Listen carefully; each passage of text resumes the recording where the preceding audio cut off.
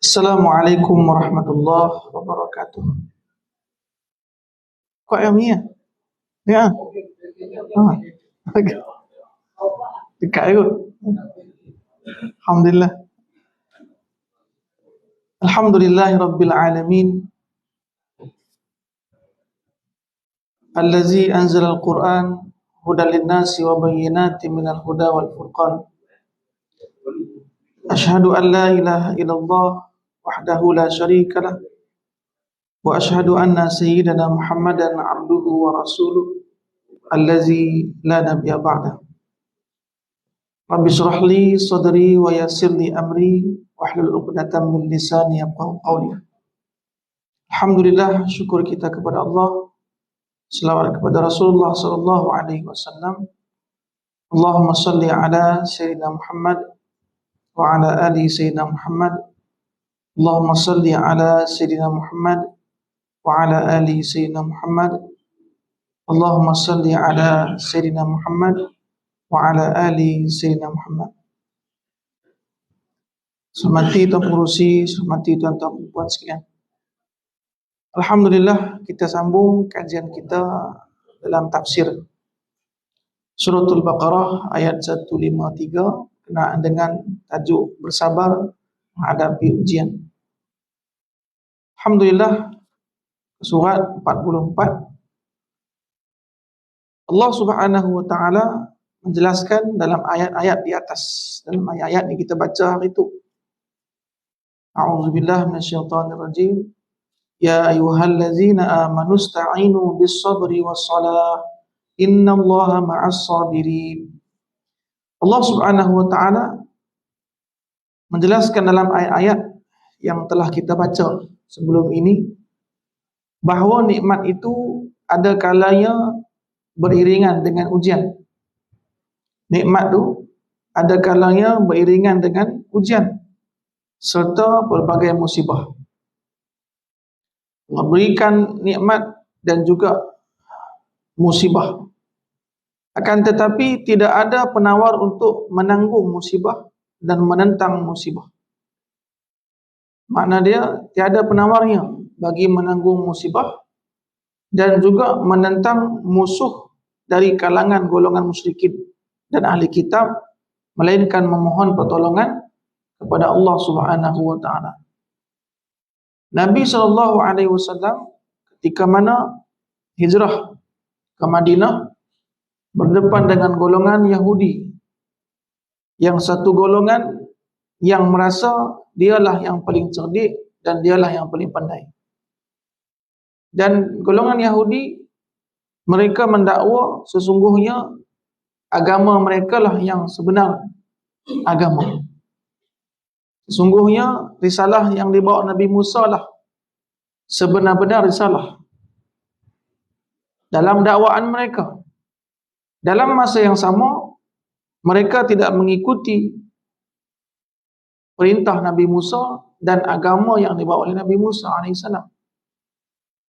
Jadi mereka ni mendakwa saja. Pendek kata, mereka dakwa saja baik, tetapi kebaikan yang mereka kata itu tidak berikut. Sebab itulah, ketika mana perbuatan baik hanya diperdengarkan melalui mulut, tidak dilaksanakan melalui amal, maka perbuatan baik itu palsu.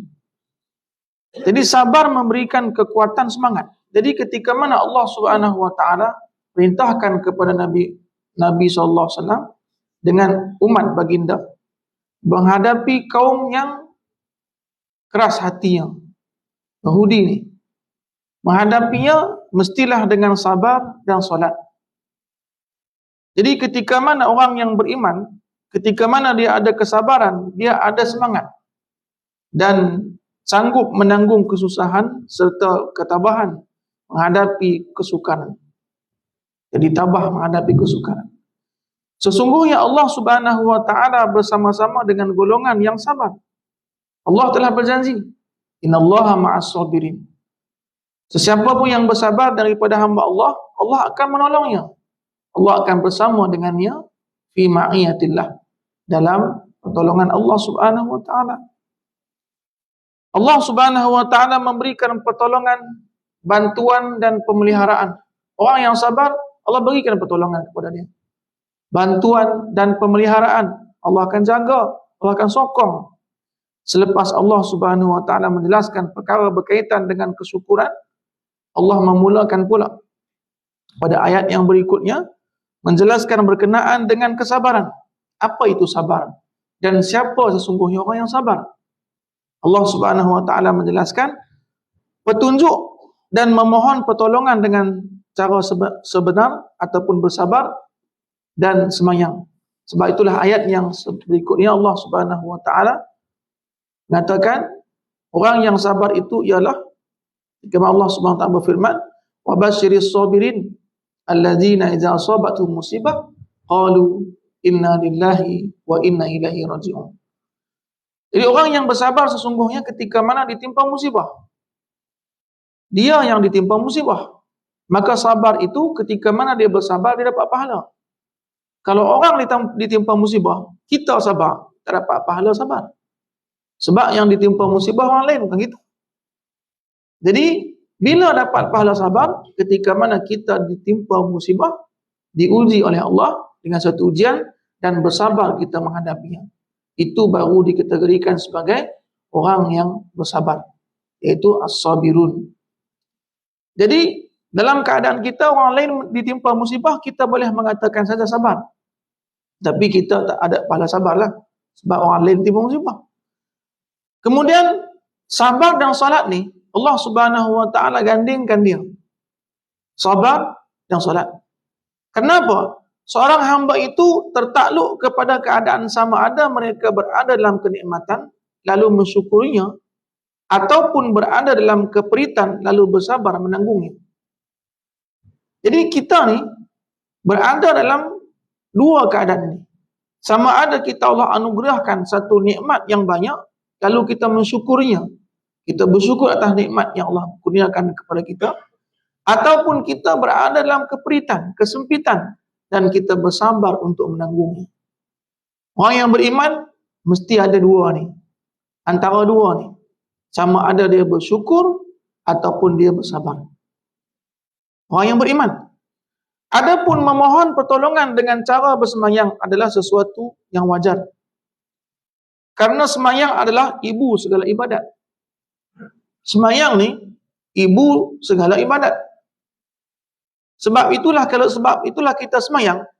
Apabila kita solat, kita mendekatkan diri kita kepada Allah Subhanahu wa taala, hinggakan solat itu digelar sebagai mi'rajul abdi, iaitu kedekatan kita kepada Allah Subhanahu wa taala dalam solat. Dan kita memohon kepada Allah atas satu ujian yang menimpa kita, yang kita ketahui ujian itu Allah yang memberikannya. Dan Allah tidak memberikan satu ujian kepada hamba yang tidak sanggup dia menanggungnya.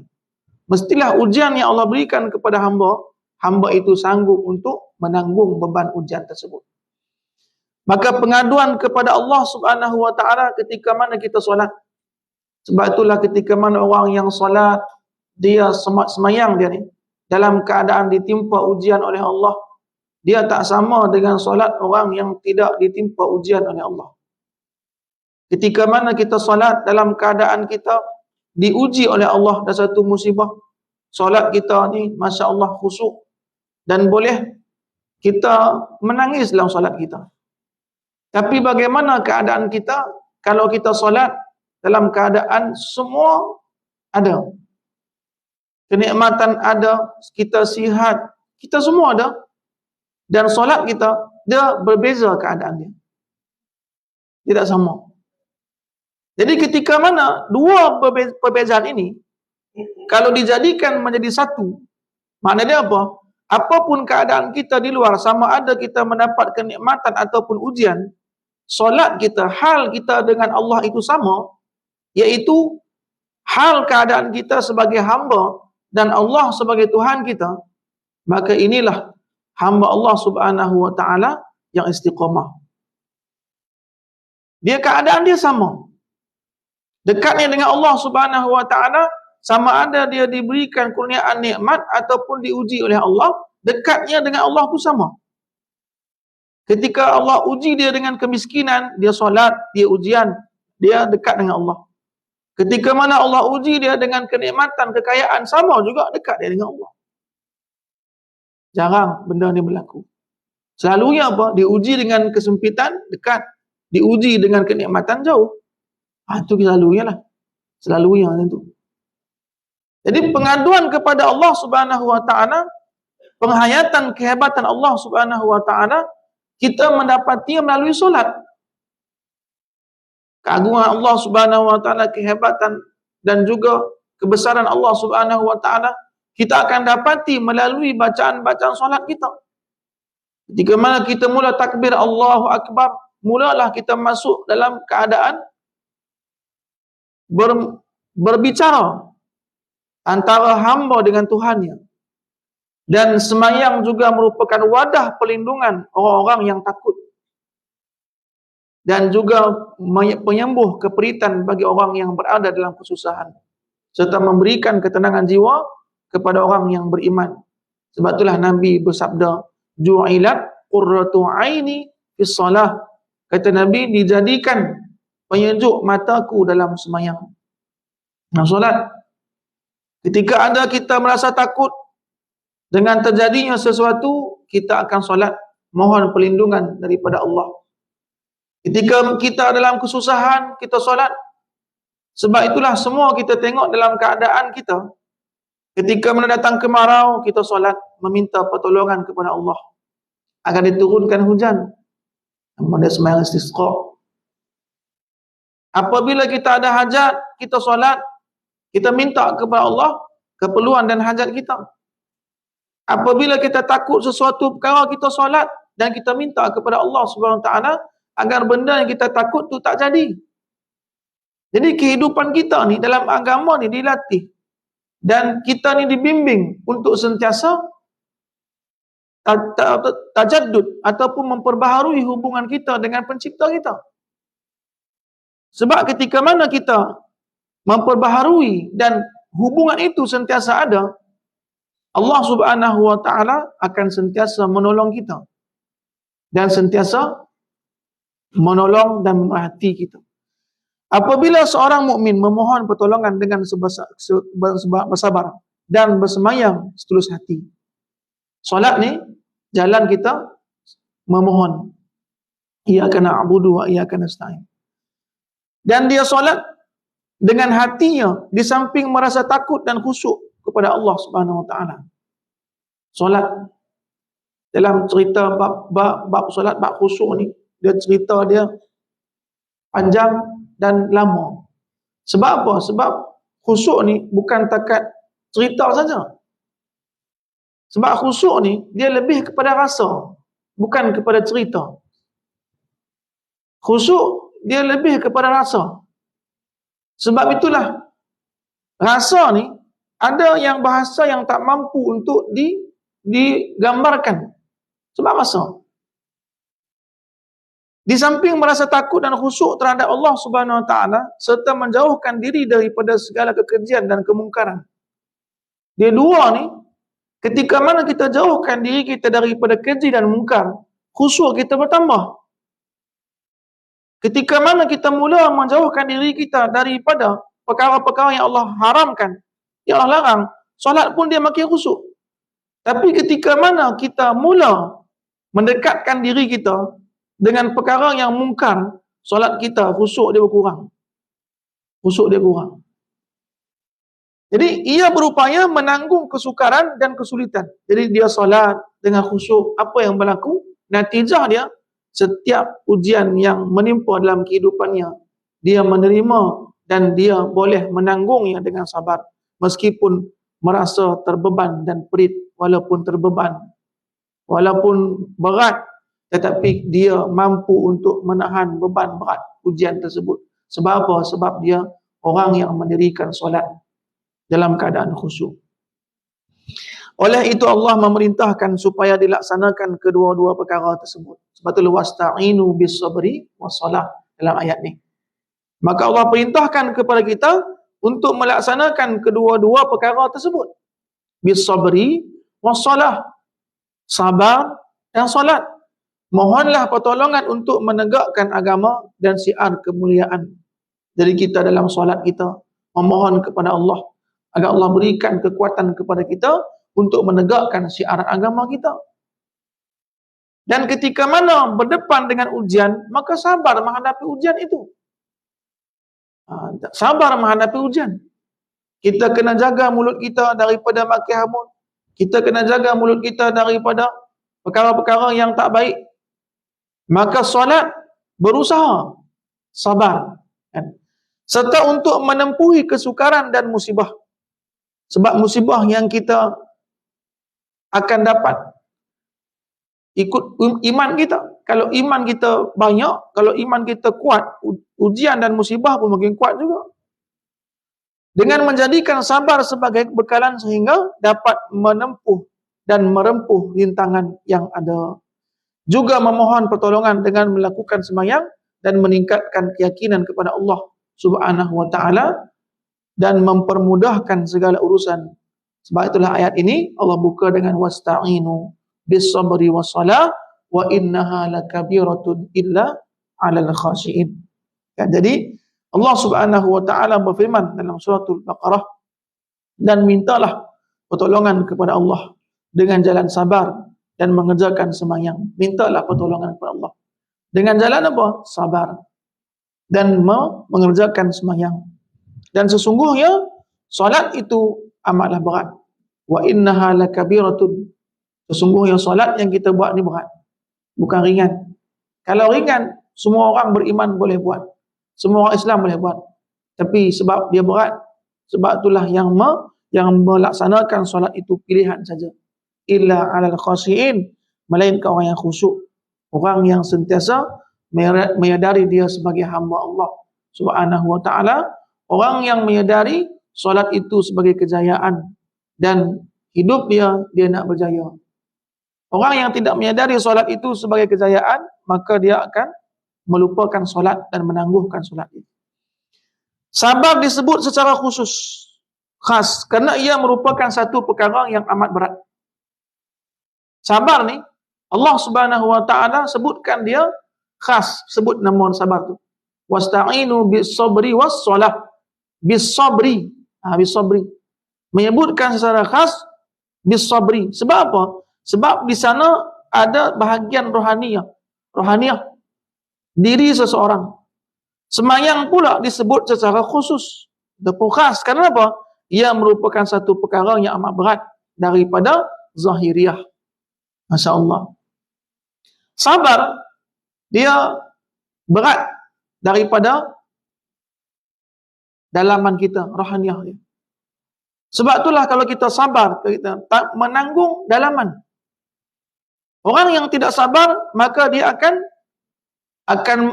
menzahirkannya, menampakkannya pada perilakunya.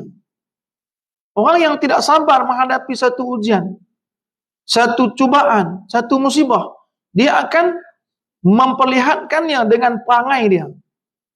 Orang yang tidak sabar dengan ujian keperitan dalam kehidupannya akan terlihat, dinampakkannya melalui perbuatannya. Dia pergi ke jambatan Pulau Pinang, dia terjun ke bawah. Terjun ke bawah. Masya Allah. Pasal apa? Dia tidak boleh menanggung keperitan yang dia ada. Bukan orang beriman. Orang yang beriman dia tahu. La yukallifullahu nafsan illa wus'aha. Dia meyakini Al-Quran yang dia baca. Setiap musibah yang Allah berikan kepada orang yang beriman, mesti dia mampu untuk menanggung cubaan dan ujian itu. Orang yang tidak beriman, dia tak boleh tanggung, maka dia zahirkan. Sebab daripada rohaniah dia tertekan, maka dia bunuh diri. Kemudian apa? Bab solat. Solat juga merupakan satu perkara yang amat berat pada zahiriah. Berat pada zahiriah. Berat pada zahirnya. Sebab itulah kalau kita tengok orang yang sembahyang ni, walaupun sembahyang kita tengok mudah, 4 rakaat saja, 3 rakaat saja, 2 rakaat saja. Tapi bab zahiriahnya berat. Bukan mudah nak laksanakan. Berat bab zahir dia.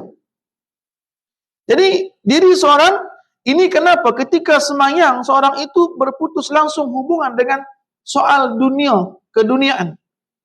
Ketika mana dia solat, dia terputus dengan keduniaan yang dia ada. Dalam solat ni, dia terputus. Sebab itulah berat dengan dalam apa zahir dia. Dengan soal-soalan keduniaan dan ia menghadap kepada Allah Subhanahu wa taala secara langsung. Perkara ini bukan mudah. Perkara ini ialah berat. Seperti mana sabar tadi, berat juga, dan solat pun sama juga, berat juga. Sebab solat ini yang paling berat sekali. Sebab dia dilaksanakan melalui zahiriyah. Masya Allah. Jadi ketika mana orang mampu untuk istiqamah dalam solat, maka sesungguhnya Allah memudahkannya. Illa alal khasyi'in. Perkara ni berat, solat, melainkan orang yang istiqamah, melainkan orang yang khusyuk. Jadi terdapat riwayat menyatakan bahawa apabila sesuatu musibah yang dahsyat menimpa Rasulullah, ada satu riwayat, apabila musibah yang dahsyat menimpa Nabi SAW, Nabi SAW terus menunaikan solat dan membacakan ayat yang kita baca ni. Jadi ketika mana Nabi ada musibah berat, maka Nabi terus solat dan Nabi baca, Ya ayyuhallazina amanu ista'inu bis-sabri was-salah, innallaha ma'as-sabirin. Jadi musibah yang berat ni, ketika mana ayat dibacakan sesuai dengan isi ujian ataupun isi kesabaran itu, maka hati orang yang beriman akan terubati. Sebab makna dia pun sama, menuntut kita untuk bersabar dengan ujian dan musibah yang Allah berikan kepada kita. Ya ayyuhallazina amanu ista'inu bis-sabri was-salah. Kita tengah timpa musibah, maka bacalah ayat ini. Sebab apa? Kita orang beriman. Allah panggil kita orang beriman, tak payah risau. Sebab Allah Subhanahu wa taala berfirman, Ya ayyuhallazina amanu, orang yang beriman. Kalau kata orang beriman kepada Allah, maka ujian yang menimpa kita, berat manapun dia, hadaplah dengan apa? Bis-sabri was-salah, dengan sabar dan salat. Ini perintah daripada Allah yang mencipta kita. Dialah yang memberi kita ujian. Dia bagi kita nikmat. Dan dia jugalah yang mengangkat ujian itu. Tak ada siapa pun yang mampu untuk mengangkat musibah melainkan Allah. Melainkan Allah Subhanahu Wa Taala. Dia yang memberikan kepada kita, dia juga yang mengambilnya. Allah Subhanahu Wa Taala akan tengok ketika mana ada ujian, maka ada hamba Allah yang makin kuat iman dia, dan ada juga yang gagal dalam ujian itu. Innallaha ma'as-sabirin. Allah janji, sesungguhnya apa? Allah ma'a ni apa? Bersama. Maknanya apa? Dalam pertolongan Allah. Fi ma'iyatillah. Dalam pertolongan Allah Subhanahu wa taala. Masya Allah. Jadi Allah Subhanahu wa taala berikan sokongan kepada kita. Sebab itulah Nabi SAW ketika mana ditimpa musibah, ujian yang berat, Nabi solat dan Nabi membacakan, Ya ayyuhallazina amanu ista'inu bis-sabri was-salah, innallaha ma'as-sabirin. Sesungguhnya Allah membantu menerima doa dan melapangkan kesusahan orang-orang yang sabar. Orang yang sabar, mereka mendapat keistimewaan. Doa mereka diijabah oleh Allah Subhanahu wa taala. Orang yang sabar dalam ujian, orang yang sabar dalam keperitan dan penderitaan, doa mereka diijabah oleh Allah Subhanahu wa taala. Allah kabulkan doa dia. Sebenarnya kerja kita, kerja persendirian dan kerja kelompok tidak akan membuahkan hasil, melainkan dengan keteguhan dan kesungguhan yang berterusan. Kerja kita ni tak akan buahkan hasil, melainkan dengan istiqamah, berterusan dan bersungguh-sungguh, berkekalan untuk melakukan semua itu, iaitu mana sabar, dan ditutup dengan sabar. Jangan pula kan kita mengatakan lepas tu Allah Subhanahu wa taala berfirman, wala taqulan, kan betul kata wala taqulu liman yuqtalu fi sabilillahi amwat. Lepas tu ayat yang seterusnya Allah Subhanahu wa taala memberikan satu keterangan Untuk apa? Untuk memahamkan kita. Sebab pada pahaman kita, orang yang berperang di jalan Allah, ketika dia mati. Itu pahaman kita. Sebab matilah, tak nampak dah kan. Allah Subhanahu Wa Ta'ala meluruskan pandangan kita. Orang yang beriman, orang yang berjuang di jalan Allah, dan dia syahid, jangan nampak dia mati. Sebab apa? Sebab mereka hidup di sisi Allah Subhanahu Wa Ta'ala. Yurzaqun, mereka diberikan rezeki yang banyak. Jadi janganlah kamu mengatakan para syuhada yang tekun dan berjihad secara ikhlas bahawa mereka telah mati. Jangan kata mereka telah mati. Bahkan mereka sebenarnya hidup dan dikurniakan rezeki dan persemedian mereka dan cara yang tersendiri Allah sediakan kepada mereka. Jadi roh orang yang syuhada, orang yang mati syahid, mereka hidup. Yurzaqun, mereka diberikan rezeki oleh Allah Subhanahu Wa Ta'ala. Mereka hidup.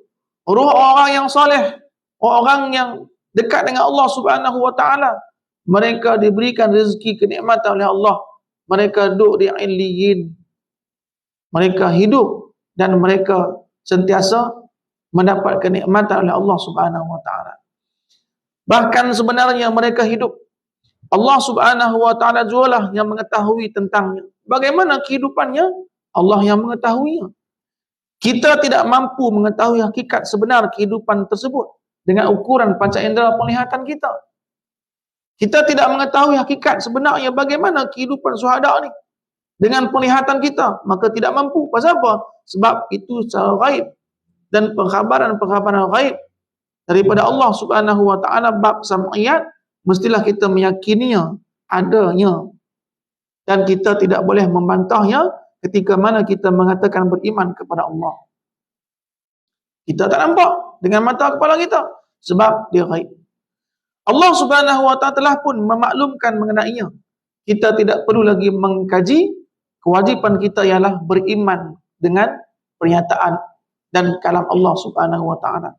Allah Subhanahu Wa Ta'ala berfirman, وَلَا تَحْسَبَنَّ الَّذِينَ قُتِلُوا فِي سَبِيلِ اللَّهِ أَمْوَاتًا بَلْ أَحْيَاءٌ عِندَ رَبِّهِمْ يُرْزَقُونَ وَلَا تَحْسَبَنَّ الَّذِينَ قُتِلُوا فِي سَبِيلِ اللَّهِ.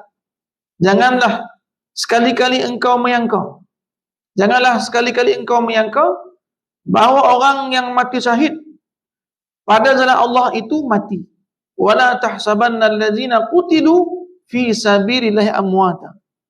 Dan janganlah kamu mengatakan orang yang syahid mati di jalan Allah berperang tu dia itu mati.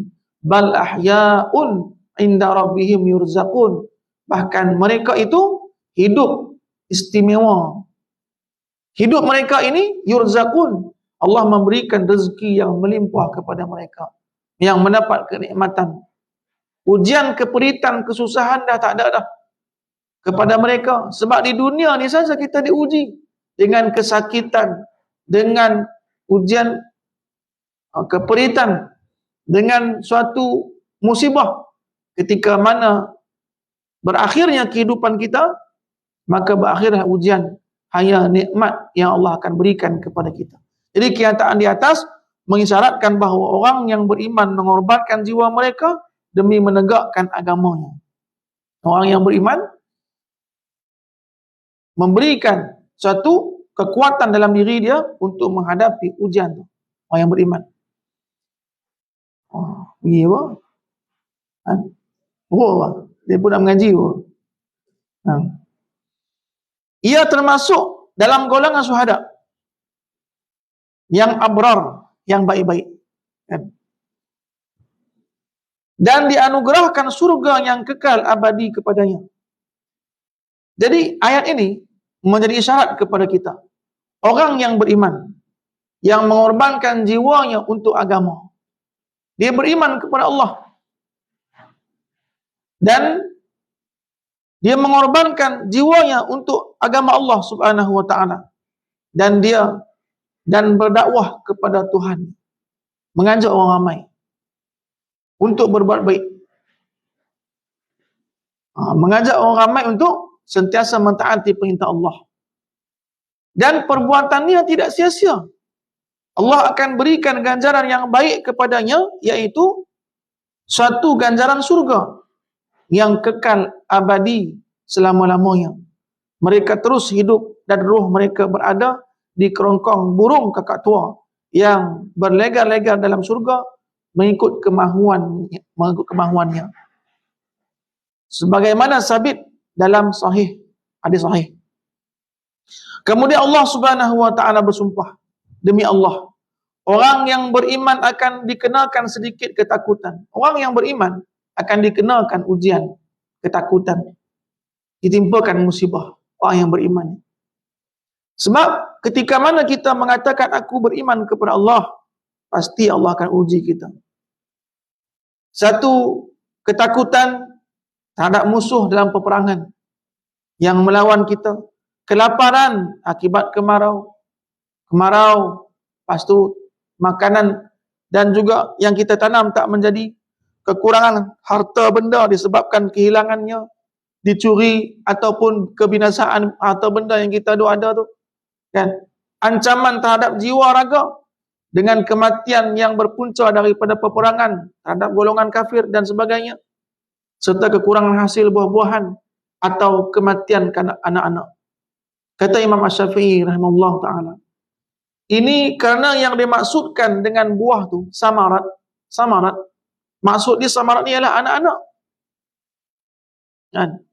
Maka kata Imam Syafi'i, bermaksud samarat di sini ialah boleh dimaknakan juga sebagai anak-anak. Selain makna dia buah-buahan. Anak kepada seorang lelaki merupakan buah hatinya.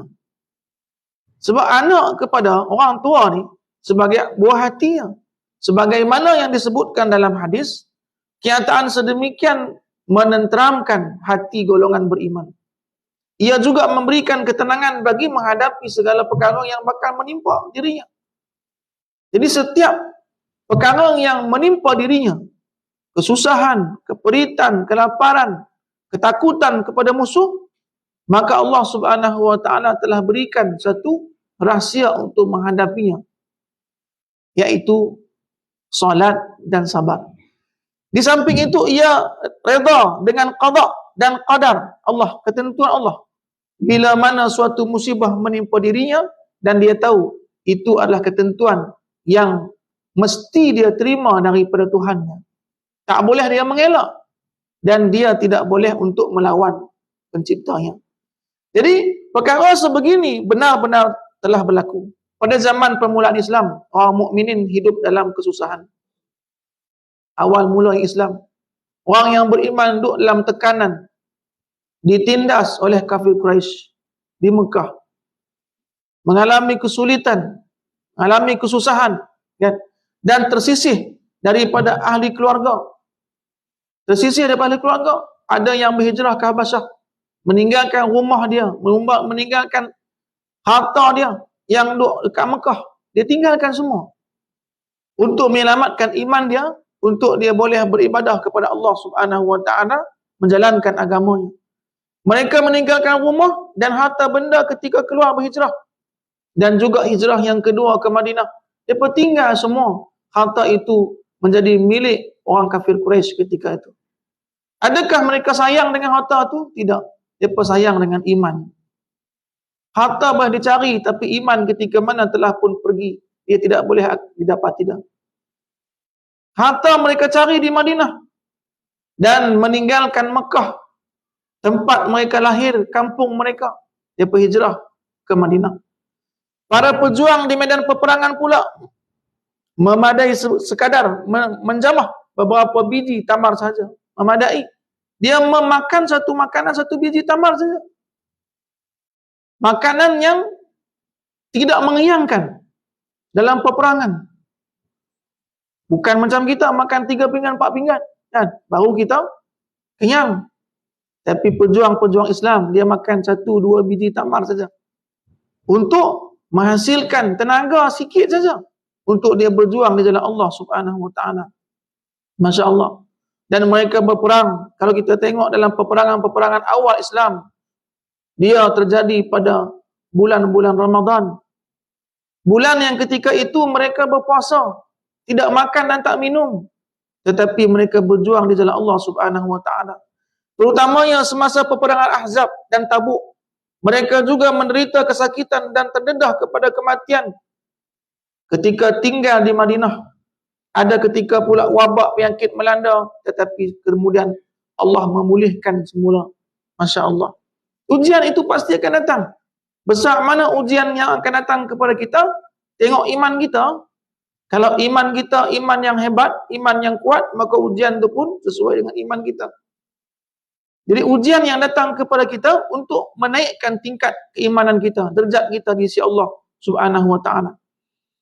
Jadi sampaikanlah wabasyiris sabirin. Kata Allah, sampaikanlah berita gembira kepada siapa? Orang yang beriman dengan qada dan qadar Allah.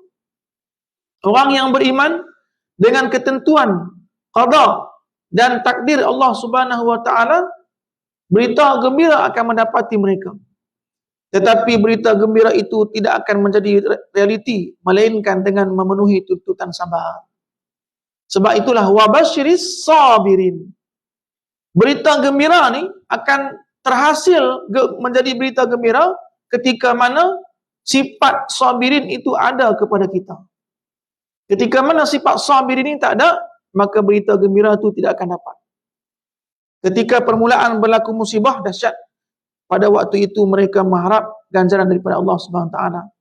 Inna lillahi wa inna ilaihi raji'un. Dia berkata apa? Inna lillahi wa inna ilaihi raji'un. Sebab itulah sabar ketika mana ditimpa musibah. Orang yang ditimpa musibah ini, dia mengatakan inna lillahi wa inna ilaihi raji'un. Wa basyiris sabirin, dan berilah berita gembira kepada orang yang sabar. Siapa yang orang yang sabar ni? Apabila mereka ditimpa musibah oleh Allah dan mereka mengatakan inna lillahi wa inna ilaihi raji'un. Suatu perkataan, dia balik semua kepada kosong. Balik semua kepada noktah akhir, iaitu kita datang semua daripada Allah. Allah mencipta kita dan kita kembali kepada Allah Subhanahu wa taala. Tiada ada dunia yang kita bawa. Yang kita bawa ialah suatu amal ibadah kita ataupun pahala yang kita buat, kebajikan yang kita buat atas dunia ni. Itu sahaja yang kita bawa. Semua pangkat, kedudukan, harta, jawatan, semua tu tinggal, tidak akan kita bawa. Jadi kalimah ni, inna lillahi wa inna ilaihi raji'un, maka kalimah ini kalimah keramat kepada orang yang beriman saja. Dan orang yang menyedari kalam ini, sesungguhnya dia akan menyedari keseluruhan hidupnya hanyalah mengikuti perintah Allah Subhanahu wa taala. Adapun hasil yang dia perolehi, itu semuanya takdir Allah. Allah yang berikan kepada dia. Dan ketika mana Allah hendak, Allah ambilnya. Dan ketika mana Allah izinkan juga, Allah kekalkan kepadanya. Semua itu daripada Allah Subhanahu wa taala. Itulah makna inna lillahi wa inna ilaihi raji'un.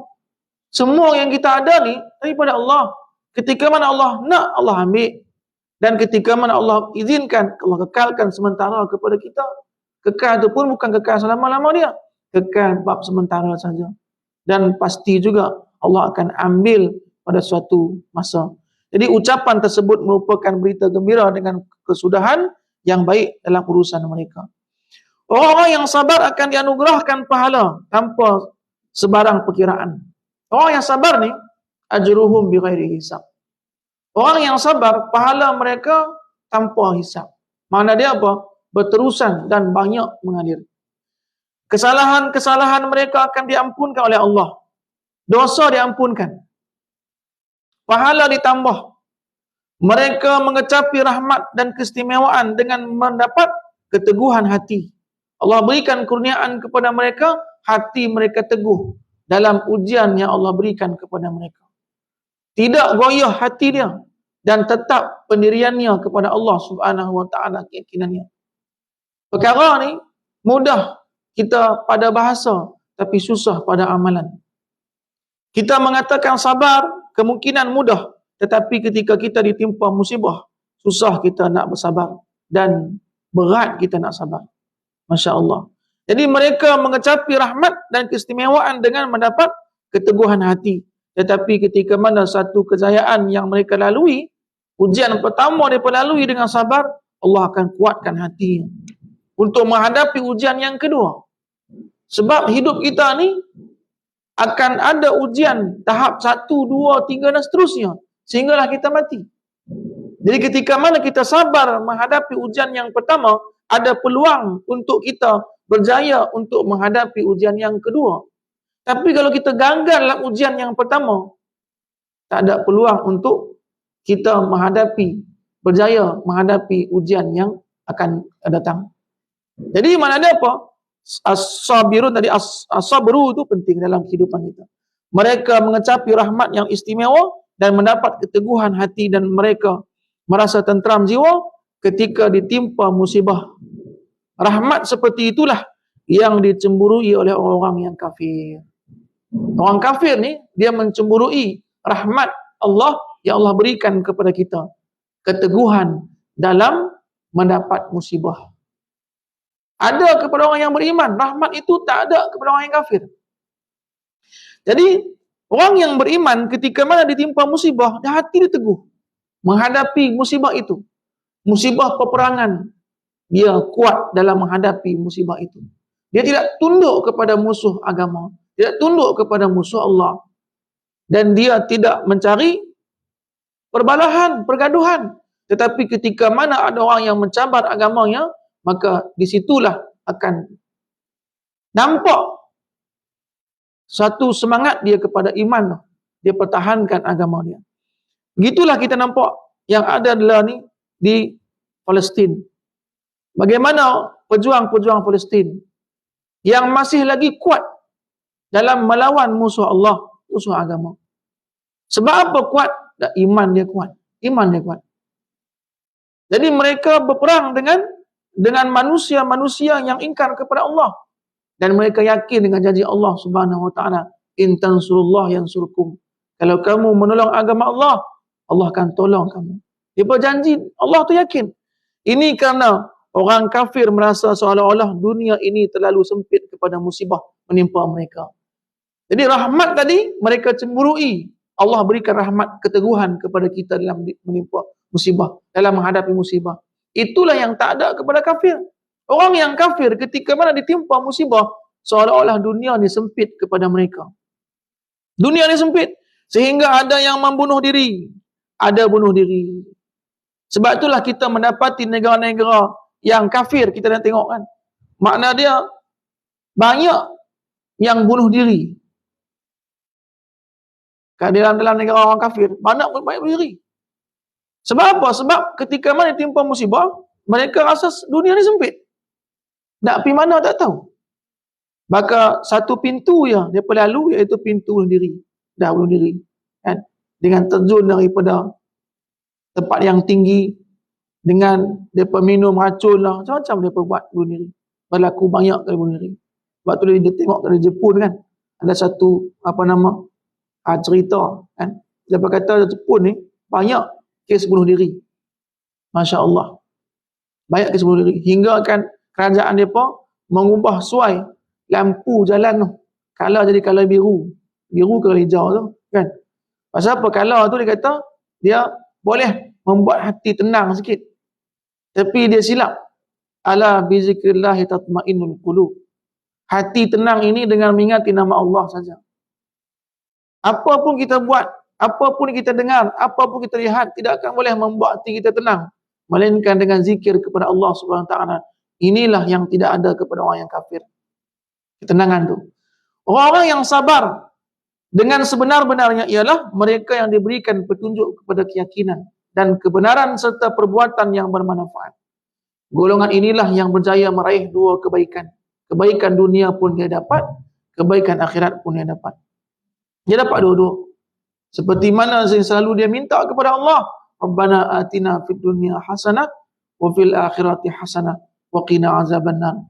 Kebaikan dunia pun kami nak ya Allah, kebaikan akhirat pun kami nak juga ya Allah. Jadi Allah berikan dua-duanya kepada hamba-Nya yang beriman kepadanya. Sebab satu yang boleh kita berkongsi semua, iaitu kebaikan dunia ni, tapi ketenangan maka didapati oleh orang beriman saja, tidak didapati oleh orang yang kafir. Jadi golongan inilah yang berjaya meraih dunia dan akhirat, yaitu kebaikan di dunia, kebaikan akhirat. Sabar pula hendaklah ketika bermulaan berlaku yang musibah. Jadi sabar itu maksudnya apa? Ketika mana berlaku yang musibah, seperti mana riwayat Bukhari, sebuah hadis daripada Anas bin Malik. Nabi SAW bersabda, "Innamas sabru inda sadamatil ula." Sesungguhnya sabar itu ketika mana ditimpa musibah. Jadi sabar itu, sesungguhnya kesabaran itu ialah ketika tergempar dengan suatu musibah. Itulah sabar. Ketika dia mendengar kali pertama musibah, dia kata inna lillahi wa inna ilaihi raji'un. Maka musibah yang dia dengar itu, dia mengatakan inna lillahi wa inna ilaihi raji'un dengan kesedaran apa yang dia perkatakan, sesungguhnya kita ni semua ni milik Allah. Allah menciptakan kita dan kita kembali semua kepada Allah Subhanahu wa taala. Siapapun kita, balik semua kepada Allah Subhanahu wa taala. Tuan-tuan dan rahmatullah, inilah satu tafsiran daripada Al-Quranul Karim yang kita baca dan kita berhenti kat tu surah 48 tu insya-Allah. Jadi ayat 154 membawakan satu pengajaran kepada kita, orang yang beriman dan meyakini Allah Subhanahu wa taala mestilah dia bersabar. Beriman kepada Allah dan Rasulnya, mestilah kita bersabar dengan apa yang Allah berikan kepada kita. Ujian yang Allah timpakan kepada kita, mestilah kita bersabar menghadapinya. Sebab sabar itulah kayu ukur kita dekat dengan Allah Subhanahu wa taala. Sabar dekat dengan Allah. Kalau dia tidak sabar, makna dia pergi jauh daripada Allah Subhanahu wa taala. Jadi wabasyiris sabirin, ya, beritahulah kabar gembira kepada orang yang bersabar, allazina idza asabathum musibah qalu inna lillahi wa inna ilaihi raji'un ulaika alaihim salawatun min rabbihim wa rahmah wa ulaika humul muhtadun. Insyaallah semoga Allah Subhanahu wa taala kurniakan kita daripada hamba-hamba yang bersabar terhadap ujian, dan Allah berikan kita petunjuk. Semoga Allah Subhanahu wa taala masukkan kita ke dalam golongan hamba-hamba Allah yang mendapat petunjuknya. Al-Fatihah. A'udzubillahi minasyaitonirrajim. Bismillahirrahmanirrahim. Alhamdulillahirabbil alamin. Arrahmanirrahim. Maliki yaumiddin. Iyyaka na'budu wa iyyaka nasta'in. Ihdinas siratal mustaqim, siratal ladzina an'amta 'alaihim ghairil maghdubi 'alaihim waladdallin. A'udzubillahi minasyaitonirrajim. Bismillahirrahmanirrahim. Alhamdulillahirabbil alamin. Shalatu wassalamu ala asrafil anbiya'i wal mursalin wa ala alihi wa sahbihi ajma'in. Allahumma inna nas'aluka ilman nafi'a wa rizqan wasi'a, shifaa'an min kulli da' bi rahmatika ya arhamar rahimin. Allahumma yassir wa la tu'assir wa tammin bil khair. Rabbana zalamna anfusana wa illam taghfir lana wa tarhamna lanakunanna minal khasirin. Rabbana atina fid dunya hasanah wa fil akhirati hasanah wa qina adzabannar. Wa sallallahu ala sayyidina Muhammadin wa ala alihi wa sahbihi ajma'in. Walhamdulillahi rabbil alamin. Assalamualaikum warahmatullahi wabarakatuh.